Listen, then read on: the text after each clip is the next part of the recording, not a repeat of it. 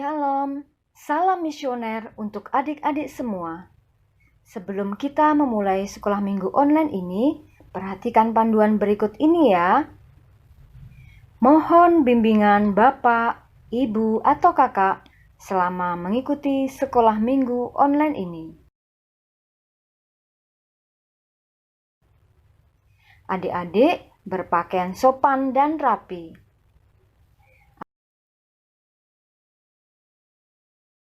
Adik-adik ikuti instruksi kakak-kakak pendamping dalam memuji dan memuliakan Tuhan dengan semangat.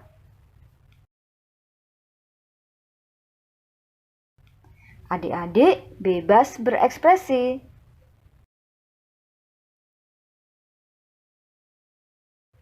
Selama mengikuti sekolah minggu online ini, adik-adik tetap fokus dan tidak melakukan kegiatan lain. Selamat mengikuti. Tuhan Yesus memberkati.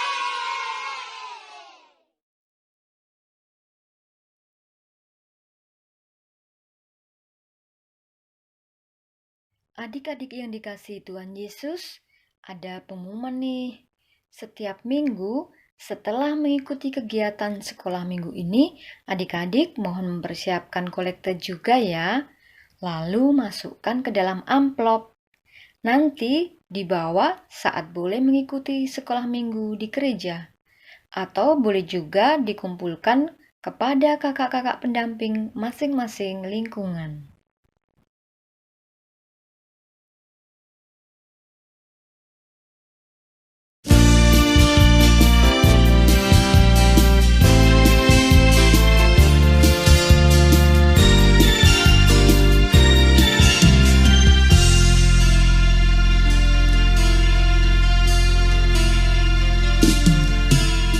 Hari ini ku rasa bahagia.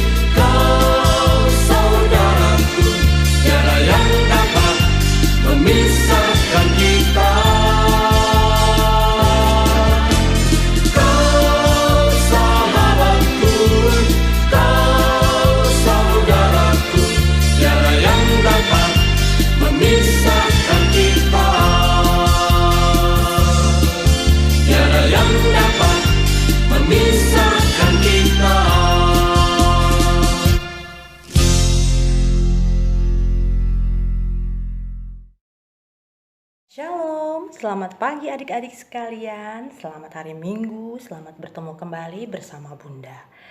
Walaupun sekarang ini kita tidak bisa sekolah minggu seperti dulu, saling bertemu satu dengan yang lain, tapi kita masih bisa menyapa lewat video ini. Sekarang Bunda mau tanya, sudah siap adik-adik untuk mengikuti ibadah sekolah minggu pagi ini? Kalau sudah siap, Bunda akan mulai. Kita awali dengan doa sambil kita bernyanyi. Lipatlah tangan, tutup mata, kita berdoa kepada Tuhan dalam nama Bapa dan Putra dan Roh Kudus. Amin. Selamat pagi Tuhan Yesus, terima kasih atas penyertaan-Mu dari malam hingga pada pagi hari ini. Kami anak-anak-Mu dapat kembali mengikuti sekolah minggu di rumah kami masing-masing. Walaupun kami tidak dapat bertemu teman-teman kami secara langsung, tapi kami rindu ingin bertemu dengan-Mu. Pakailah kami untuk menjadi anak-anak-Mu yang selalu setia kepadamu. Terima kasih Tuhan Yesus. Amin. Dalam nama Bapa dan Putra dan Roh Kudus. Amin. Inilah Injil Yesus Kristus menurut Matius, bab 22 ayat 34 sampai ayat yang ke-40. Dimuliakanlah Tuhan. Ketika orang-orang Farisi mendengar bahwa Yesus telah membungkam orang-orang Saduki, berkumpullah mereka. Seorang dari antara mereka, seorang ahli Taurat, bertanya untuk mencobai dia, "Guru, hukum manakah yang terbesar dalam hukum Taurat?" Jawab Yesus kepadanya, "Kasihilah Tuhan Allahmu dengan segenap hatimu, dengan segenap jiwamu, dan dengan segenap akal budimu. Itulah hukum yang utama dan yang pertama.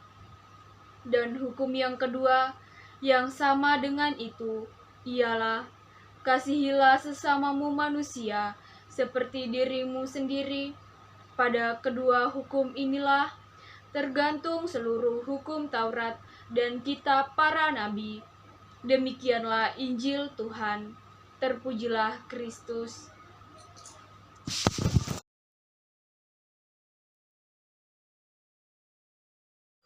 Selamat pagi adik-adik semuanya. Apa kabar hari ini? Pastinya semuanya dalam keadaan sehat ya. Baik, adik-adik, kita baru saja mendengarkan firman Tuhan. Adik-adik, siapa tadi yang mendengarkan firman Tuhan dengan baik? Diambil dari mana bacaan kita pada hari ini? Ayo, siapa yang tahu? Baik, bacaan kita hari ini diambil dari Injil Yesus Kristus menurut Matius bab 22 ayat 34 sampai 40.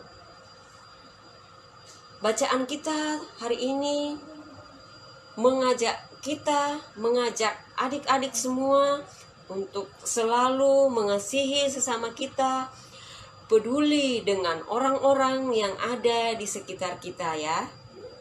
Baik, adik-adik, pada hari ini kakak akan bercerita tentang olahraga.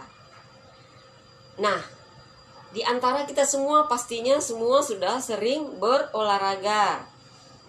Khususnya dalam masa pandemi kita diharuskan untuk sering berolahraga supaya kita sehat. Nah, yang kakak akan ceritakan adalah olahraga sepak bola. Nah, pastinya semuanya sudah pernah melihat pertandingan sepak bola. Atau mungkin adik-adik sudah pernah mengikuti sebuah pertandingan ya, khususnya bagi adik-adik pria ya. Nah, di dalam sebuah pertandingan, lama-kelamaan kita akan mencetak gol ya, memasukkan bola di gawang.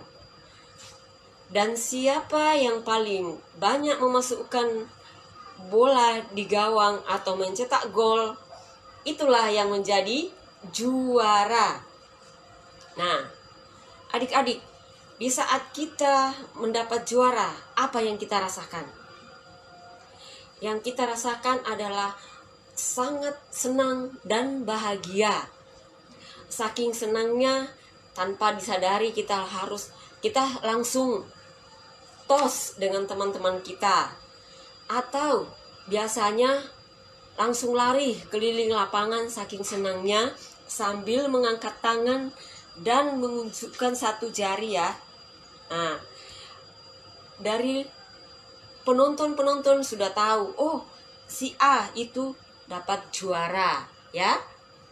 Nah, saking senangnya kita sudah tidak peduli siapapun yang ada di sekeliling kita ya. Biasanya begitu ya adik-adik ya. Nah, bacaan Injil hari ini mengajak kita untuk saling mengasihi dan peduli terhadap siapapun yang ada di sekitar kita.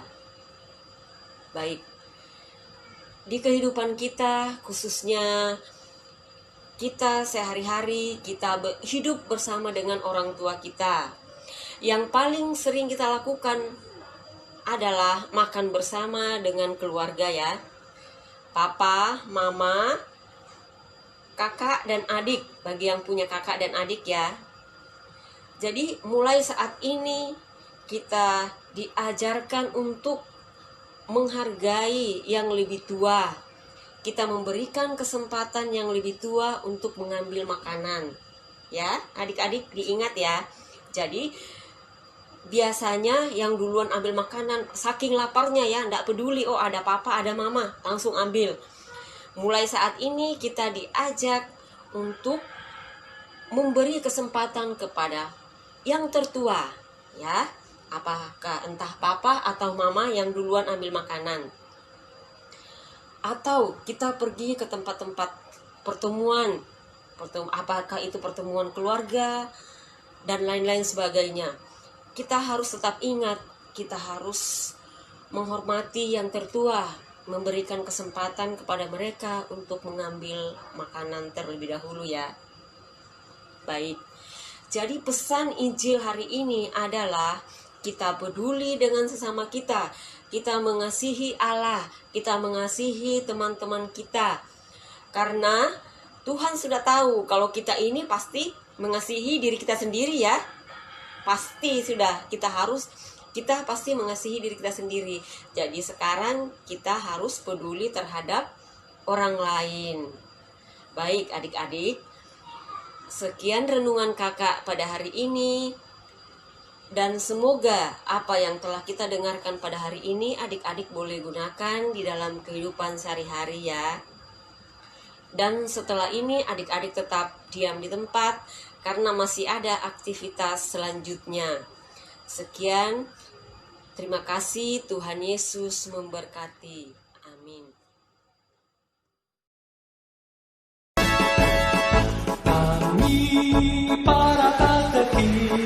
Salam sehat, penuh kerahiman Tuhan. Salam katekese.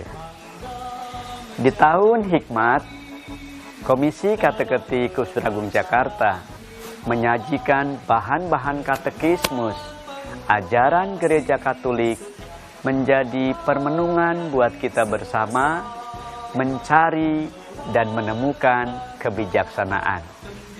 Semoga bermanfaat untuk kita semua. Tuhan memberkati.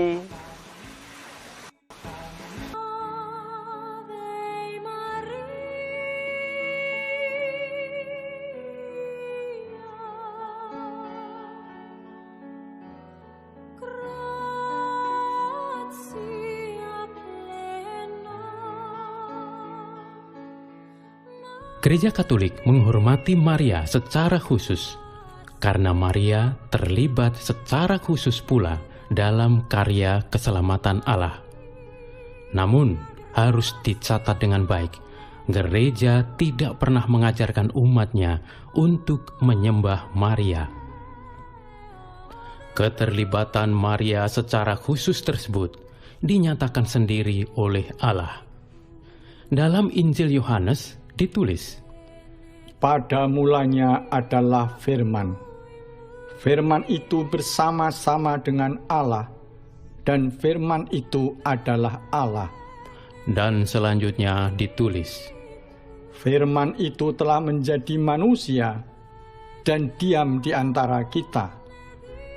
Peristiwa firman Allah menjadi manusia itu disebut inkarnasi. Proses inkarnasi ini diawali dengan datangnya malaikat Gabriel kepada Maria dan menyapanya dengan kata-kata, Salam, hai engkau yang dikaruniai, Tuhan menyertai engkau.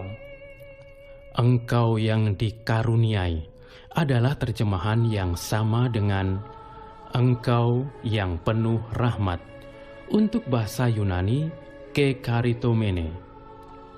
Meskipun perkataan itu keluar dari mulut malaikat Gabriel, tetapi sesungguhnya salam ini merupakan pengakuan Allah akan kesucian Maria. Elisabet yang dipenuhi Roh Kudus juga menyapa Maria dengan pengakuan yang mirip. Diberkati engkau di antara semua perempuan, dan diberkatilah buah rahimmu. Maria memang wanita yang paling pantas untuk mengandung firman Allah yang menjadi manusia. Kesucian Maria ini mengingatkan kita akan tabut perjanjian lama yang berisi 10 perintah Allah. Tabut itu dipandang suci oleh umat Israel. Tidak setiap orang boleh menyentuhnya, atau ia akan mati, seperti yang terjadi pada Uza. Demikianlah Maria disebut sebagai tabut perjanjian baru. Kesuciannya memancarkan Yesus yang dikandungnya.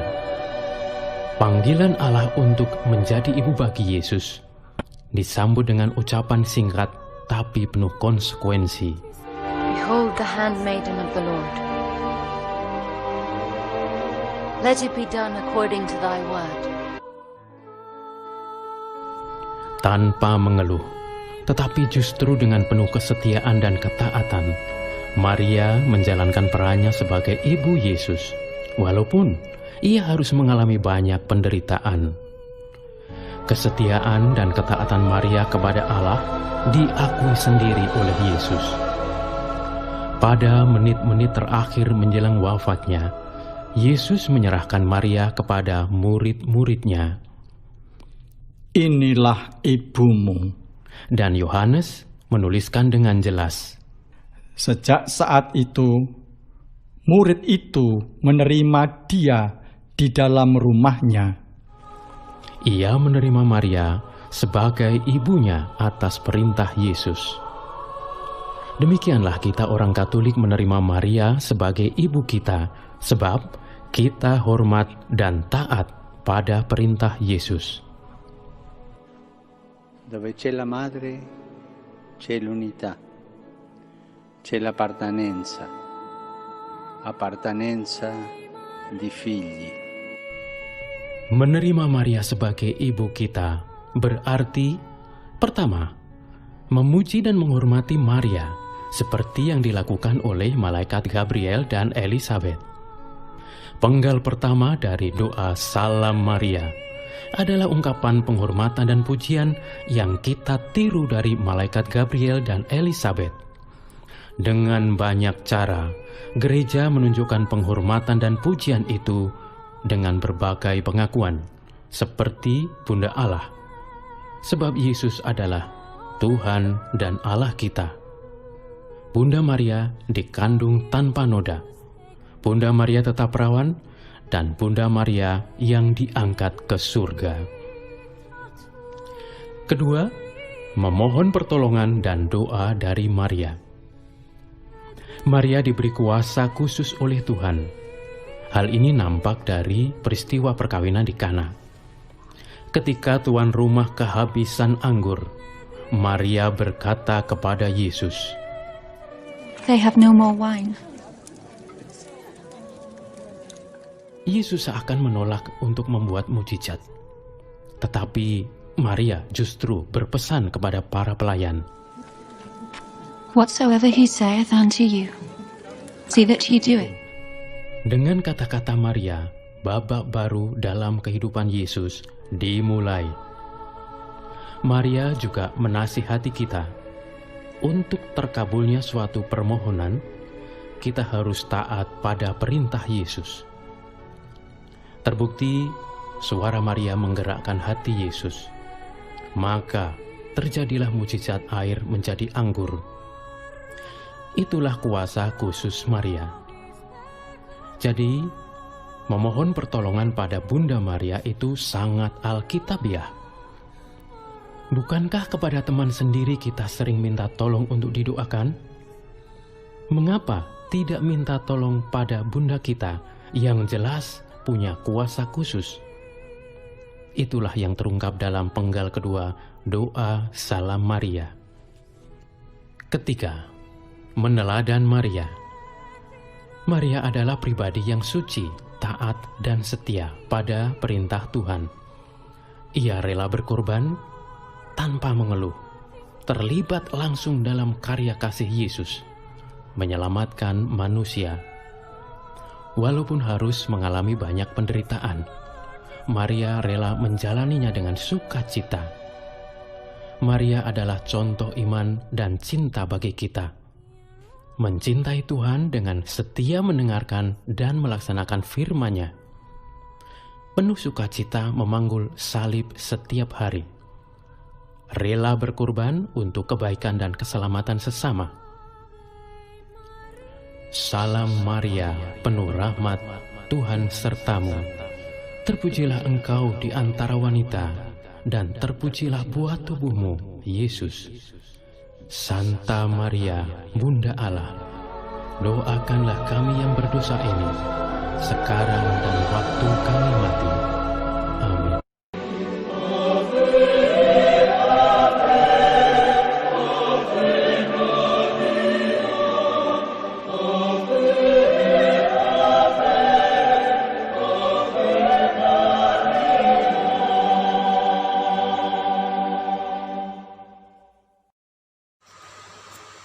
Ayat emas kita pada hari ini adalah: kasihilah Tuhan Allahmu dengan segenap hatimu dan dengan segenap jiwamu dan segenap akal budimu.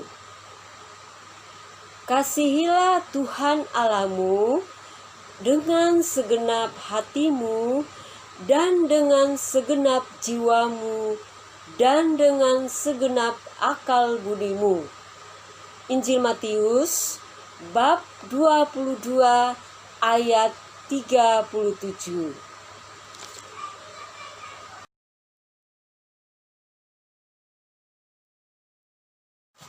Baik adik-adik, kita akan melanjutkan aktivitas kita ya. Yang pertama, kita akan menyiapkan bahan-bahan yang akan kita gunakan pada aktivitas ini ya. Yang pertama, kita mengambil selembar kertas. Yang kedua, kita mengambil penggaris. Dan yang ketiga, kita mengambil sebuah jangka. Tapi pada saat ini kakak akan menggunakan sebuah benda untuk membuat sebuah lingkaran. Ini dia, sebuah gelas yang pastinya adik-adik semua punya di rumah. Dan yang keempat adalah pensil warna. Baik, kita akan melakukan aktivitas kita. Yang pertama adalah membuat lingkaran dengan menggunakan gelas atau jangka. Bagi adik-adik yang masih kecil, boleh meminta bantuan papa mama ya.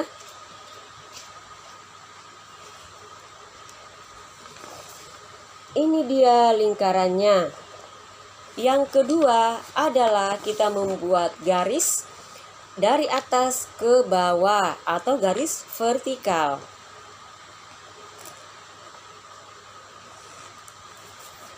Ini dia garis vertikalnya. Dan yang ketiga, kita membuat garis horizontal atau garis datar ya.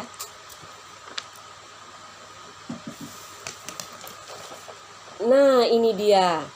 Jadi, di lingkaran itu adik-adik terdapat 4 kotak ya. Kotak yang pertama, kedua, ketiga, dan keempat.